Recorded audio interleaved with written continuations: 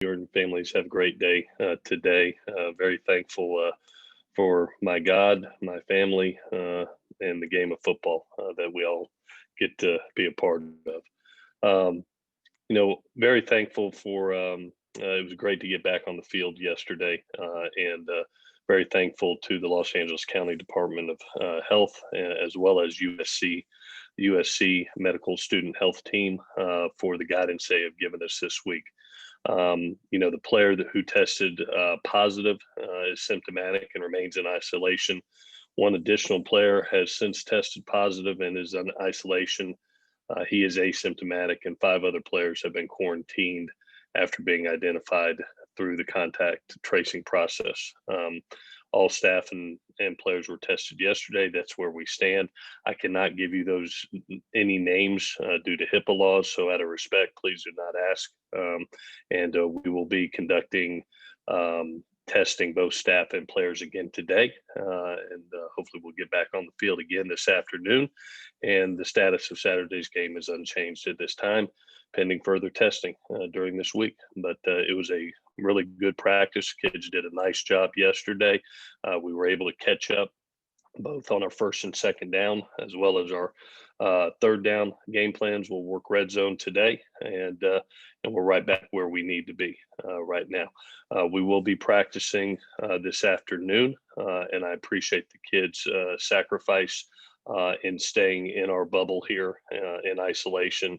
We'll have a nice turkey dinner that we have to isolate and eat alone, but we're thankful for the opportunity to be on the grass today. So with that, I'll take any questions that you have. Okay, we'll start with Ryan Young. Happy Thanksgiving, Clay. Happy Thanksgiving, Ryan. Appreciate you, brother. Respecting the HIPAA situation, can you tell us, is there one position group that's been majorly affected in particular? Just out of a competitive disadvantage, I'm not going to do that. I will say that there are starters involved, and we will have the opportunity, just like any injury, the next man will be up. I know that's an old saying, but it gives opportunities to other guys. Currently, you look at that group and it's 7 men, and we're very fortunate because of the protocols that we have in place, as well as I thought a great decision and guidance by everybody to be able to take a step back and really calculate where we were, and not rush into anything. I think that's helped us immensely, and hopefully, based on the testing we see today and tomorrow, that we've caught it and ended it. So we look like we're in a very good place right now, and hopefully, good Lord willing, we'll stay healthy and safe, and can remain moving forward. Thanks. Ryan Karchi. Happy Thanksgiving, Clay. Thanks, Ryan. Can you also update us on some of the injuries too, and combined with those 7 players plus injuries, is this kind of that test you guys had imagined early in camp when you were giving reps or equal reps to the 2s, the 3s, whatnot? Yeah, definitely. And we've already seen it, Ryan. I mean, you watched. I think at the linebacker group, it's hit pretty hard. The injury bugs hit pretty hard. And thank goodness we continue to train a Kanai and a Raymond Scott and a Tua Seavey and those guys. It'll be important for them. We'll see where Raylan's at. He did not practice yesterday, but was on the field. He was feeling a little bit better. We'll see where he's at today. EA is still in concussion protocol. So, those guys are going to get an unbelievable opportunity to, go out there and have their chance to represent our football team. So for our group, and we talked about it afterwards, I literally looked at it and I said, with this group of men we have right here, do we feel confident in the job that we can do? And every man was like, yeah, coach, we got this. We've already dealt with adversity within games, and the kids have handled it extremely well. And I don't anticipate them not going out and producing on Saturday. And so um, I think that investment that we made in training camp is really going to pay off for us. We've already seen it some this year, but now in this situation, we're going to truly put that to the test to see where we're at. And for Marquise and Steven, are they all good heading into this game? Marquise did practice yesterday. Looked really good, and Steven as well. I would anticipate. I mean, we'll finish up this week. I wanted to go through an entire week of practice. Yesterday was really the first physical day that we've had, and there was no setback by either kid. So that was extremely positive. If they continue to look like they do over the next 2 days, I would anticipate them being available for this game. Yes, right. Antonio. Happy Thanksgiving, Clay. Thank you, brother. Now that you've gone through this positive test and have gone through the contact tracing, is there anything you could feel like you could learn, or anything you felt like you learned from going through it? Yeah, definitely. I'm unbelievable thankful for the protocols that USC has put in place. LA County has helped us with, and the daily testing that we're doing. Because if you don't catch it, what could happen? It could spread like wildfire. And to be able to shut it down immediately, one, with the decision not to practice Tuesday, two, the testing that we've had, three, just the discipline and the sacrifice and the protocols that we've had in place. If you don't do it right, all of a sudden you can lose half a football team. I mean, you can be under that 53 scholarship number. But I truly believe with the investment that we've made since July 6th here, and every protocol that we've had, it's being done the right way. At some point in time, I mean, we know it's every team in the country right now. You're going to have a positive at some point in time. The investment that you make within your protocols and how the kids have handled it, the guidance that you have, the testing that you have, that's what shuts it down. And the patience to be able to say, you know what, it's more important, the priority of health and safety of our players, to take a day off and know where we're at reality wise, than to rush into a game plan. That's more important for the big picture rather than saying, oh, we got to get out there. So what I've learned from this is if you follow medical advice and you got the protocols and you do what they say, you're going to be in a lot better place, and that's what we've done here. And hopefully, we have, good Lord willing, we've closed the door. We'll see in the next couple of days of testing, and because of that investment, hopefully it allows us to play this game, and that would be a credit to our medical teams, our protocols, and our players for the discipline that they've had. We'll jump down to shotgun. Hey, Clay, on the injuries, is there anybody else that's questionable for Saturday? I'm going through it. I think the biggest one is the linebackers with EA and Raylan.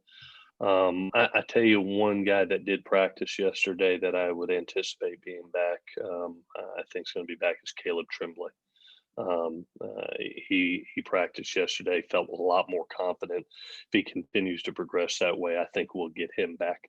And then Jake Lichtenstein, we're continuing to get in football shape. I don't think we'll have him for this week. He's got to go through the acclimatization period, and being off a day has set us a day behind, and we want to get him in functional football shape. So I think I would anticipate him being ready for next week's shotgun rather than this week. And then just how did you feel about the college football playoff rankings that came out on Tuesday and where you guys kind of sit? Yeah, we're sitting at 18th and continuing to build a resume. And the importance of being able to play these games down the stretch here is going to be really important. Obviously, there's some teams out there that have more games than us and more examples. And so naturally, you expect a lot of teams to be ahead of you. the biggest thing for us is to focus on our job and what we can control, and that's getting better with each and every game. I thought we took a step forward with Utah. Need to continue to take those steps forward to produce the best resume, so that we're part of a discussion, hopefully at the end of the season. But I think obviously the next couple games, next 3-4 games are extremely important in building that resume. But we're in a good place right now. We're in a good place, and thankful for each and every game. It's a gift, and hopefully we continue to see the progress that we made from Arizona to Utah. Let's go back to Ryan Young. Just to paint the picture of the last few days, what was the tensest moment for you? And was there ever a point where you truly feared this game might not happen? Yeah, you're always fearful. I'm still fearful today. You don't have a crystal ball with this thing. It really doesn't. You really don't. And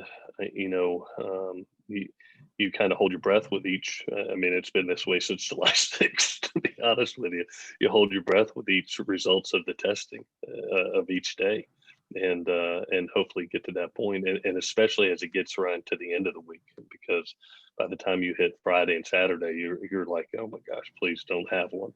And we've been fortunate through the first 3 games, and so hopefully that this Thursday, Friday, leading into Saturday of game day testing, we stay healthy and safe and clean on all the testing. And it gives us the next opportunity. But to say that there's not tension each and every day would be false, because there is. I mean, you want it so bad for the kids. They've invested so much and sacrificed so much, and I mean, it's like today. I mean, they're not going to see their families. It's probably the first time for a lot of them that aren't going to be with them. They're not going to be with their families, and they're sacrificing their Thanksgiving to have a chance to go win a championship. And man, thankful and grateful for that, for those kids. But it's something that, yeah, there's a lot of tension, right, each and every day with it. It comes with the territory, and like I said, we're just grateful for another day of being on the grass, and hopefully we get one today.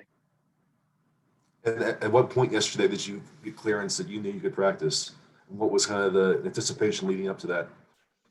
Yeah, we went through the testing. We went through the testing in the morning, and got clearance by midday. All the testing results had been in from the previous 3 days, as well as the contact tracing that we needed to really dive into. And based on the information given to the medical professionals, they saw fit that this is where we're at and you're in a good spot. And that was about midday. I sent out a text to our team around 12:30 that we would be meeting and practicing.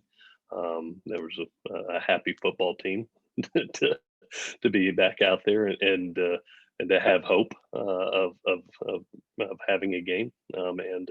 So we're hoping to continue that forward. Ryan Karchi. I know you've spoken highly of the safety protocols, and obviously you guys were pretty successful in keeping the virus out for a long time. In this situation, having gone through the contact tracing and some understanding at least of how this had spread, did this feel like a situation that you guys were on a road trip, you followed all the protocols, but it still kind of infiltrated the bubble?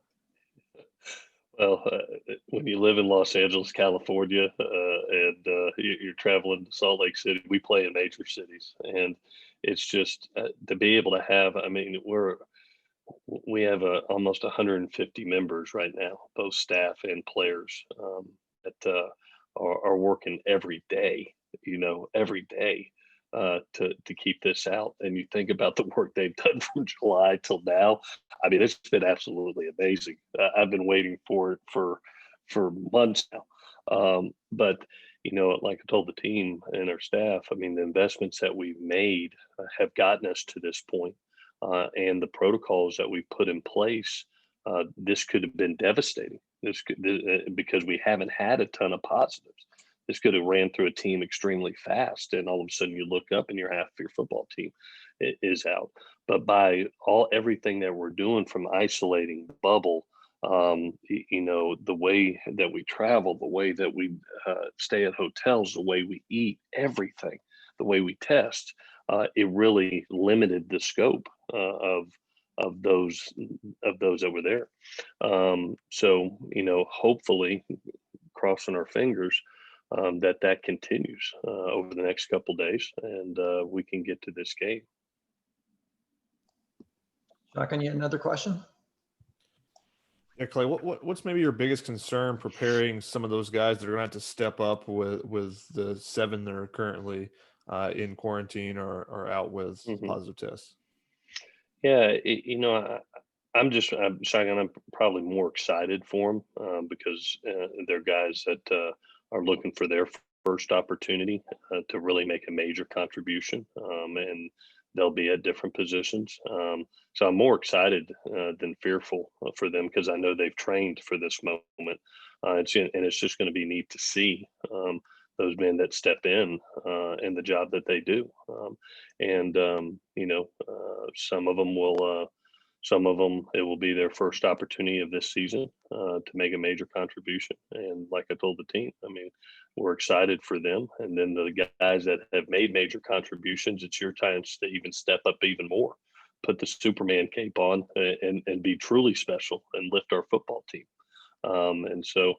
I think I went around to all those guys and say, "Hey, it can't be good this week. You have to be great. You got to bring the cape with you and be Superman this week." So, anytime that you have injuries or go through this, this is our first time. It's really about your elite and the guys that have been major contributors lifting and putting the team on their back and being truly special, and not as much as maybe the guys that are making their first major contribution. So that was a challenge to some of our elite playmakers and elite players that it's time to go be Superman. Okay, Clay, I don't see any more questions. Thank you for joining us. Hope you have a great Thanksgiving. Let me remind the media of a few things. So next week we have a Friday game, so our schedule for our media schedule will change a little bit. Sunday we will still have Clay at 6 o'clock like we always do.